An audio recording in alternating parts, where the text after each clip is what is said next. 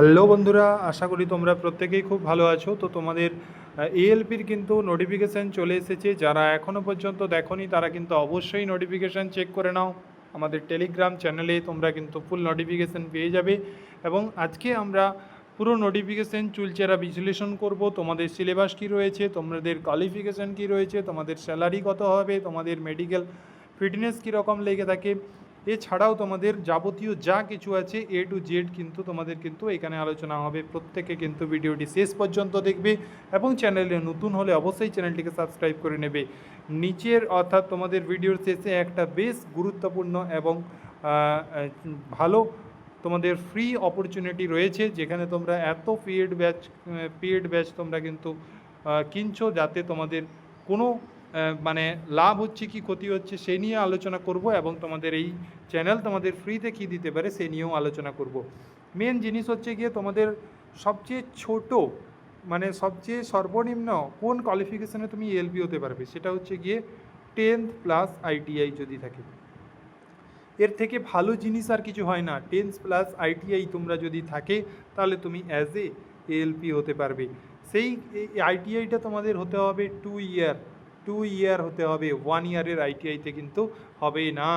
ওকে, তোমাদের নোটিফিকেশান চলে এসেছে, কত ভ্যাকেন্সি রয়েছে এবং আমাদের পশ্চিমবঙ্গের ছেলেমেয়েরা কোন জায়গায় বেশি মানে কোথায় আবেদন করলে আগে চান্স রয়েছে সেই নিয়েও তোমাদের কিন্তু আলোচনা করা হবে। এছাড়া তোমাদের দেখো, তোমাদের এই যে জায়গাগুলো রয়েছে এই জায়গাগুলোতে তোমাদের কিন্তু ভ্যাকেন্সি এসেছে। আমরা কিন্তু শিলিগুড়ি, মালদা, কলকাতা এই 3টে জায়গা পশ্চিমবঙ্গের রয়েছে যেখানে আমরা বসবাস করি, সেই জায়গাটা নিয়ে আমরা আলোচনা করব। এছাড়াও তোমাদের এই জায়গাগুলোতে কত ভ্যাকেন্সি রয়েছে তা নিয়েও আমরা কিন্তু আলোচনা করব পরবর্তী ভিডিওতে। ওকে, তোমাদের নোটিফিকেশানের মেন জিনিস যেটা আমি দেখাই সেটা হচ্ছে গিয়ে তোমাদের ওপেনিং ডেট অর্থাৎ 15/5/2026 থেকে তোমাদের অনলাইন অ্যাপ্লিকেশান শুরু হয়ে গেছে এবং তোমাদের লাস্ট ডেট যদি বলি সেটা হচ্ছে গিয়ে 16/6/2026 কিন্তু তোমাদের লাস্ট ডেট। এছাড়া তোমাদের মানে তোমাদের কারেকশনের উইন্ডো কিন্তু 16/7/2026 থেকে 26/6/2026 পর্যন্ত তোমাদের এর থাকবে। ওকে, লেভেল 2-র একটা ভ্যাকেন্সি, ঠিক আছে, তেল পে করা হবে তোমাদের 19,900 টাকা। মেডিকেল স্ট্যান্ডার্ড তোমাদের A1 হতে হবে এবং এজ ক্রাইটেরিয়া আমি যদি বলি তাহলে 18 থেকে 30 বছর হতে হবে। এছাড়া ভ্যাকেন্সি রয়েছে 11,127। তোমাদের ভ্যাকেন্সি কিন্তু এক্সটেন্ড করা হয়েছে। যারা এখনও পর্যন্ত সেই এক্সটেন্ড ভ্যাকেন্সি দেখোনি তারা কিন্তু চ্যানেলের পোস্ট যে অপশান রয়েছে সেই পোস্ট অপশানে গিয়ে তোমরা কিন্তু অবশ্যই দেখে নেবে ভ্যাকেন্সি কত এক্সটেন্ড করা হয়েছে। ওকে, নেক্সট দেখো তোমাদের যেটা বেশ গুরুত্বপূর্ণ জিনিস সেটা হচ্ছে গিয়ে আগে তোমাদের যে জিনিসটা আমি দেখিয়ে দিই সেটা হচ্ছে আমাদের এই 3টে জায়গায় তোমাদের ভ্যাকেন্সি কীরকম রয়েছে এবং কত রয়েছে, ঠিক আছে, সেই জিনিসটা আমি তোমাদেরকে একটু দেখিয়ে দিচ্ছি। তোমরা প্রত্যেকে কিন্তু এই জিনিসটা নিয়ে তোমরা কিন্তু একটু দেখে নাও।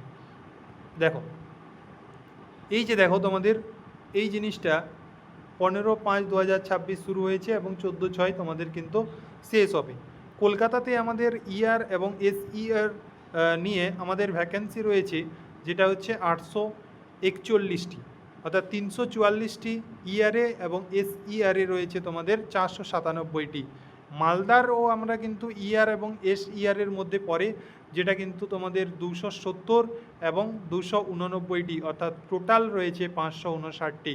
এছাড়া শিলিগুড়িতে তোমাদের রয়েছে 600টি। সিলেবাস কী রয়েছে, বয়সের যোগ্যতা, বয়স, কিভাবে প্রস্তুতি শুরু করলে তুমি অ্যাজ এ এএলপি হতে পারবে, প্রত্যেকটা জিনিস কিন্তু পুঙ্খানুপুঙ্খ আলোচনা করা হবে। এছাড়া কিন্তু সায়েন্স ক্লাস তোমাদের জন্য এই চ্যানেলে কিন্তু ফ্রিতে প্রোভাইড করা হবে। তোমরা এই যে সায়েন্স ক্লাস তোমরা কিভাবে চাইছো সেটা অবশ্যই আমাকে কমেন্ট বক্সে জানাবে। আমি দুভাবে তোমাদের করাতে পারি। এক হচ্ছে গিয়ে তোমরাই জানো যে ওল্ড এনসিইআরটি এবং নিউ এনসিইআরটি এখন চলে এসেছে 2026-এ। নিউ এনসিইআরটি দুটো কম্বাইন করে তোমাদের কি PYQ করিয়ে দেব না থিওরি করাবো, দুটো কিন্তু তোমাদের এভাবে তোমাদের প্ল্যান রয়েছে যে PYQ তোমাদের করাবো না থিওরি প্লাস PYQ করাবো। তোমাদের মতামত অবশ্যই তোমরা কমেন্ট বক্সে জানাবে, সেই মতো কিন্তু আমাদের ক্লাসও শুরু হয়ে যাবে।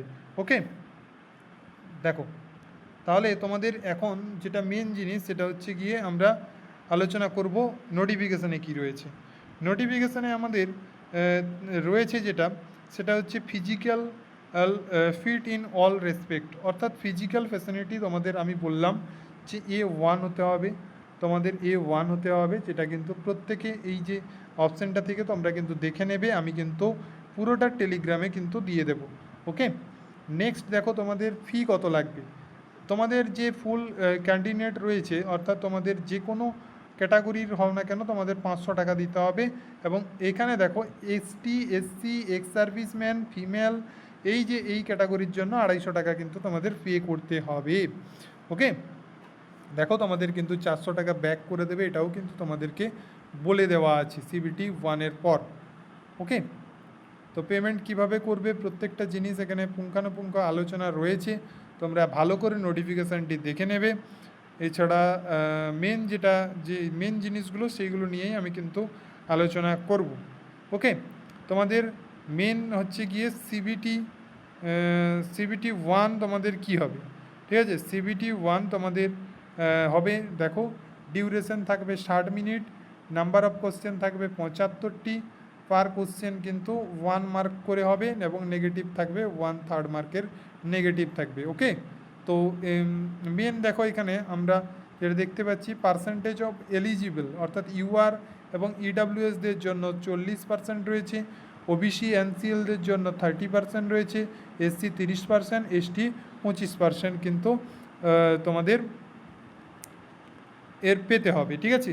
মেন দেখো তারপরে তোমাদের সিলেবাস কী রয়েছে, ম্যাথামেটিক্স, মেন্টাল অ্যাবিলিটি এবং জেনারেল সায়েন্স, এই 3টে সাবজেক্টের ওপর তোমাদের 75 নম্বরের কিন্তু পরীক্ষা হতে চলেছে।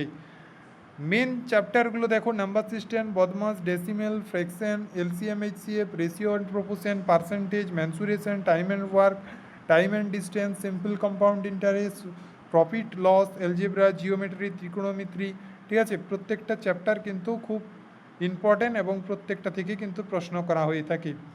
এবং এইটা দেখো মেন্টাল এবিলিটি, যেটা হচ্ছে তোমাদের রিজনিংয়ের পার্ট, সেই রিজনিংয়ের পার্টটা তোমরা প্রত্যেকেই দেখতে পাচ্ছ।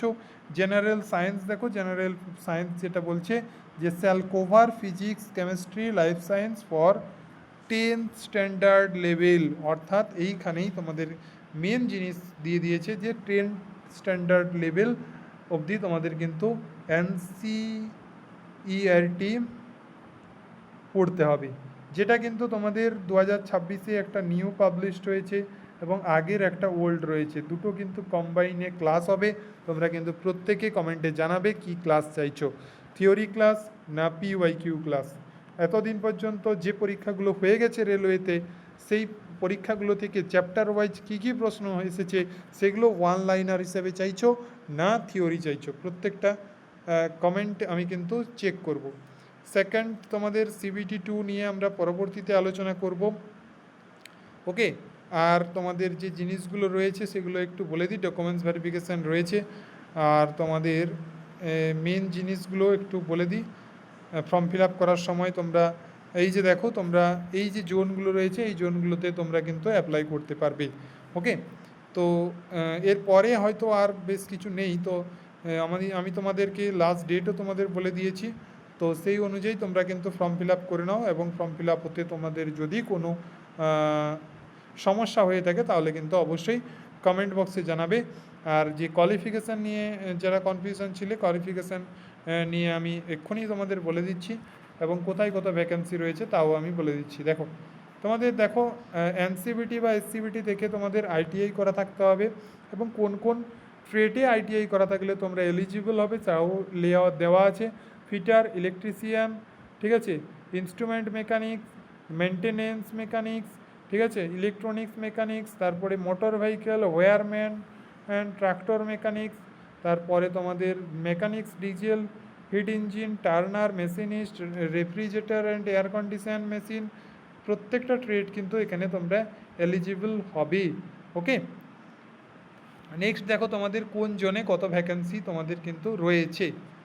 তোমরা আমেদাবাদে তোমরা যদি দেখো তো ওরা এখানে কিন্তু 147, আজমেরে রয়েছে 600 ভ্যাকেন্সি, প্রয়াগরাজে রয়েছে তোমাদের 118টি, এরকম দেখো প্রত্যেকটা কিন্তু ফুল ভালোভাবে দেওয়া রয়েছে। তোমরা প্রত্যেকে চেক আউট করে নেবে এবং ভ্যাকেন্সি আরও এক্সটেন্ড হয়েছে সেটাও কিন্তু তোমরা পোস্টে দেখে নেবে, আমার পোস্টে কিন্তু অবশ্যই দেওয়া রয়েছে।